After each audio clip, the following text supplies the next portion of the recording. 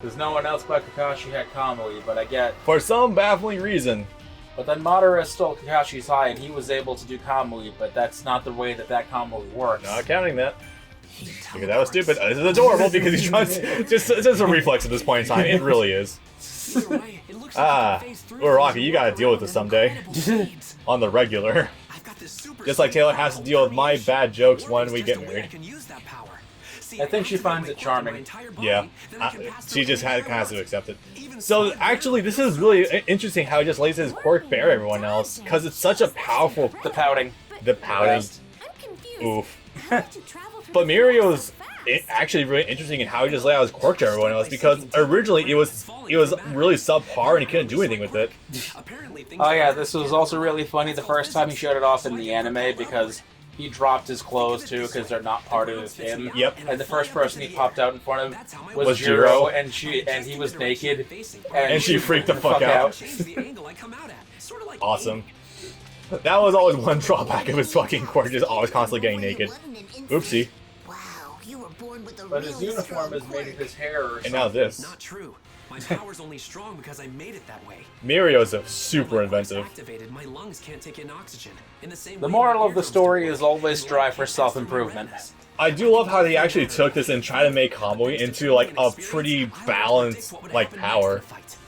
Or at least like try to present the fact that it used to have severe drawbacks on him. Yes. Or if he just activated all at once, he would literally just fall through the floor. And theoretically just keep going forever if he didn't turn it back on. Oh, I would love to see the result of that. No, he probably would have died once he reached the core. Yeah, well no, even well before hitting the core, because eating the bottom of the ocean is like thousands of degrees. Yeah. Oh right, also he has to hold his breath, so never mind, it could never last that long. I don't know if he needs to hold his breath, because air doesn't even pass through him. He says he can't breathe down there, so he has to come up for air. That's theoretically possible. Okay, yeah, fun. Yeah, Mirio is a great character. Like, I am shocked at how much I ended up liking him. And best wife. Okay, let's do this. She styled her hair into horns. It's adorable. Nejiri, on the other hand, is never really fully explained the full capacity of her quirk. The most we get is that it's her vitality taking physical form, and it takes the form of spiral energy. Hey, you know what? But the problem is that... no, she's a spiral. Oh, goddammit. You know what? We already have a Naruto reference with these kids, why not? So, yeah. Are we about to start another practice fight? Do you want to recite? Do you want to recite the riot act about Twitter and her bust? Yeah, sure. Okay, give you something to talk about while I'm doing this and doing fairly fun combos. So virtually every time she appeared in the anime, her tits are huge, because I don't know if you people know this or just aren't paying attention, but with the exception of Jiro, every teenage girl and older has huge tits in My Hero Academia anyway, so you literally just aren't paying attention. But hers are extra big because she's older than everyone else, which I guess that tracks. And but in some shots from the manga where she's in her skin tight suit or whatever, and her body doesn't breathe as well, her rack isn't as big. Most of the cherry picked examples are side shots, but in the manga her tits are huge already anyways. But when Twitter and Tumblr saw it for the first time, not even from Season 3, which it was the exact same thing in the last episode of Season 3, but specifically from the opening of Season 4, her Twitter had an apoplectic fit about her tits being huge. Now I'm like, are you fuckers stupid or just not paying attention? Also, just did a full combo with her, hell yeah. Nice. So yeah, she was always huge all the time. The cherry-picked examples are side shots and her wearing a skin-tight outfit. That's going to cause some amount of smush and squish. And shrinkage.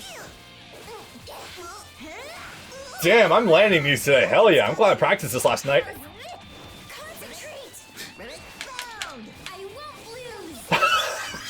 We're still in the wall game, I don't know if you caught that. Yeah, but that's happened to me a couple of times, spending like 90% of some fights on the wall. I don't know if you saw that, but like we were just legitimately standing on two different surfaces. Yes. Junior level 1. My wife breaks the game. Yes. Also, while I was watching Season 4, Taylor didn't watch any of My Hero before Season 4 with me. That could be construed as a mistake, but hey, start off with the best arc. So, I told her first, I am not privy to tell you which ones are my favorites. But Did she guessed right away? No, she didn't guess any of them. But, like, she saw me playing Nejire while practicing, and she's just like, she's adorable. I'm like, I think I can reveal that, yeah, no, Nejire's like best girl for me. I haven't revealed anything about Mina yet, because I feel like that would give her a bad impression. Probably. I mean, she knows you're a scale, right? Yes. Then what difference does it make what color they are? More so the personality. Taylor doesn't think I'm into girls that talk more than me. It looks like he's talking to the I know it's a weird thing to say out loud. So wait a minute. She thinks... I think she thinks I'm more strictly into like big titty goth GF types. Well, that's not really true. I am a malleable person. Quote the Reiner from A Bridge on Titan. Quiet, just the way I like him. So that's what she thinks. God damn it. That's what she thinks that you're into. Quiet, just the way I like him. I think so. I don't think she thinks I'm into the expressive types, but whatever.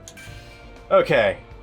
So this is where things actually start picking up a little bit. All right, we should really start paying attention to the story. Actually, after this, let's take a quick break. Yeah, let's this one and then break. Yeah, luckily from here on things are gonna start speeding up substantially because A, good story, and B, we get less cutscenes. Yay. Yes. Okay. So, right, we just skimmed over a ton of things. The big three are essentially the top scoring kids in the school. Mirio is the closest to being the #1 hero, even among the pros. And now essentially it turns out that Mirio actually does a direct thing does a direct mentorship underneath All Might's original sidekick. I think he's only had one besides a scientist. Yes. Yeah. So as a result, he's using that as a window to get in, and Mirio already had that one encounter with Deku with his head just sticking out of the wall. That's weird. Why is there a face sticking out of that wall? Let me see. The one who Yep. came at me first analyzed my moves and then predicted. Oh yeah, that's right. When he was doing his little gauntlet run of all the students in the class, only Deku was the one who immediately caught wind of what he was doing. But if I win, Yep. And so use that to counter a couple of moves, but even with shoot style, yeah. This is why I say that even with his power lost, fucking Mirio is still a really strong hero through and through. Even just as a combat type, he's still leagues above the rest. Physically speaking, he might come close to fucking shoot style in some regards. Gran Torino told me a little about Sir Night-Eye. He did, but I don't like talking about it. He'll take me on. My quirk is really sick. That you put me in a bit of an awkward position, young Midoriya. He could help me be a better hero. Here, have fun. I don't need to look at the screen too much. Things between Night-Eye and me are complicated. But just Avoid hitting my screen though. that's why Hand-eye I coordination. introduce you. But perhaps you can ask young Togeda. He's working under Night-Eye's supervision, So that's your foot in the door. I mean, Mirio does seem pretty cool, so why I not? get it. Sure thing. I just find it funny. I also want to mention that it's oddly funny how Mirio is not all what I expected out of a dub voice for him. I expected something like way more silly sounding. And we're in full hero getup. Did he already have his full hero getup at this point in time? Because it was made of his hair. Yes. I mean, better than flashing him again. Oh god, that caught my sidestep. All right, sure, why not? Okay, let's see. From here I should be able to get the wall splat. By the way, guys, if you're using Shusao Deku, his circle string. Wow, that's a lot of pushback. You missed something ridiculous there just now. His buttons are so ridiculous, though. I'll definitely keep that in mind. Wall splat. Yeah, there we go. Okay, so both of Deku's circle attacks, I'm pretty sure both cause... Whoa, okay. I'm pretty sure both of them cause a wall splat if you're close enough. Oopsie. Okay. Go right through my shit, why don't you? Well, I'm pretty sure it's not gapless anyway, so yeah. Oh. But a big problem of why Mirio was broken originally was because his triangle attack causes invincibility, and it notably had a lot of iframes on it. But that wasn't the big issue. apparently if you do something with guarding, you can reset the timer for how long he's invincible for. I don't think it resulted in like timeout situations, but it did some dumb stuff, and I won. Yay.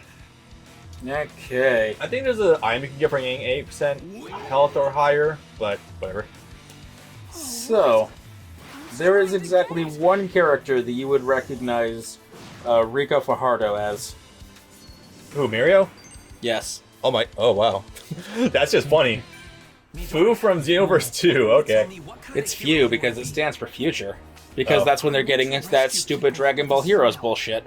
Because yeah, they start doing Heroes bullshit, which I know sounds redundant with Toa and Mira, but they start doing Heroes bullshit in the expanded version of Xenoverse 2. I just say Fu because it's a Japanese word for wind, but yeah. There's no reason for me to say no, though.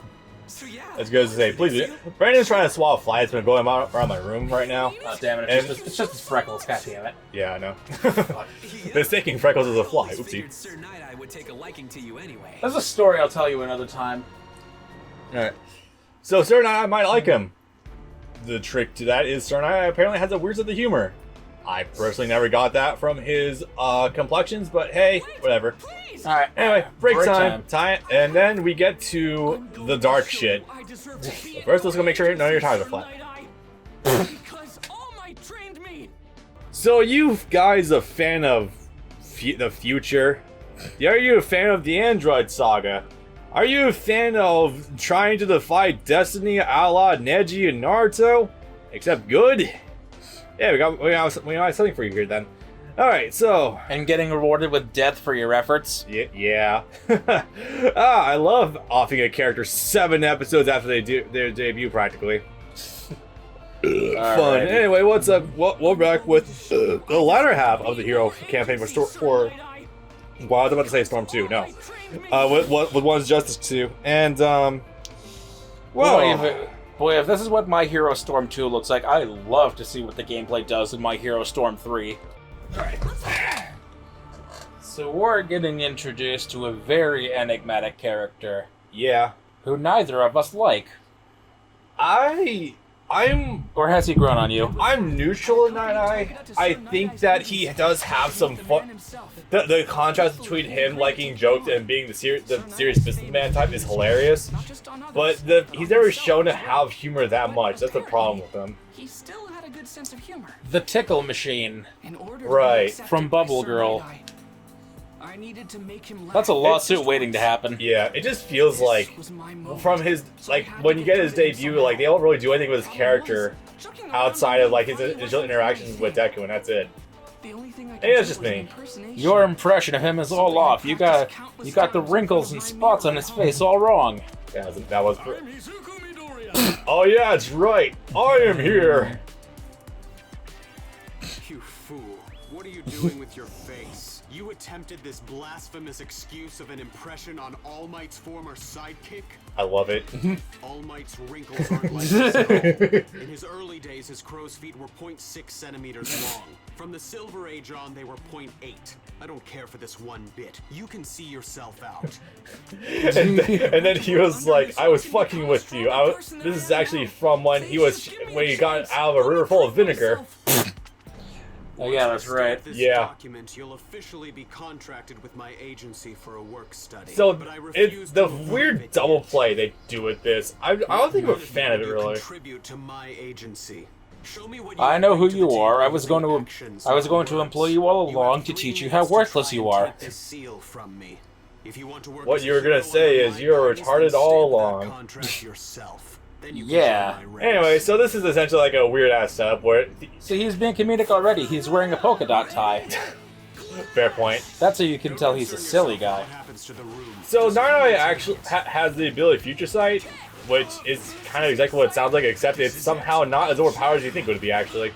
And useless in combat. Pretty useless, yeah. Essentially, what Night-Eye touches you, he's able to see your future for the next like 24 hours or something like that. An hour, yeah. And uses this for the next 3 minutes to gauge exactly what Midori is going to be doing. Now, the trick here is that it's a game of if you can take this stamp from me, you can go stamp it yourself, and you'll be contracted to my agency. Wow, you're getting perfect. Now the problem with that, however, is that he's egging him on, but at the end he's like, "Nah, I'm gonna sign you from the very beginning." Although that's kind of also seems to not be 100% true because wow, perfect. When it was revealed that Midoriya was dodging all of the All Might posters that were super rare, Nai was impressed. It looked like that would have changed his mind, but then we go another layer deeper. It's like, "No, I was gonna sign you for where to go, so I can discourage you enough from being the next successor to All Might." It's like, what level of irony are we on right now? Faster than even he can react. Just had a thought looking at his win pose. Yeah. He's supposed to be able to do shoot style because he's wearing steel-toed boots and armored shoes in general. Yeah. Can he still be doing shoot style if he's just wearing his regular sneakers? I mean, yeah, of course. The whole point of the sneakers is so he can exert more force on his feet without breaking them. No, he's not wearing his hero shoes. He's wearing his school shoes. Yeah, I mean, at this point, I'm He's pretty not sure wearing the armored shoes. he can use like 5% without worrying too much. I was about to step on the poster for I think the bigger issue is actually him destroying his shoes. It's basically priceless. Don't tell me. He was in constant motion, jumping around the room as Gran Torino would, and yet even emotionally off balance for my provocations. Also, he wanted to take that poster for himself if he won. I don't remember that part, but okay, I can totally imagine that.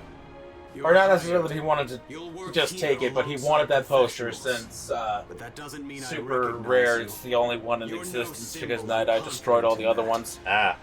Oh. That thing? Yes. Oh, that's okay, Dick.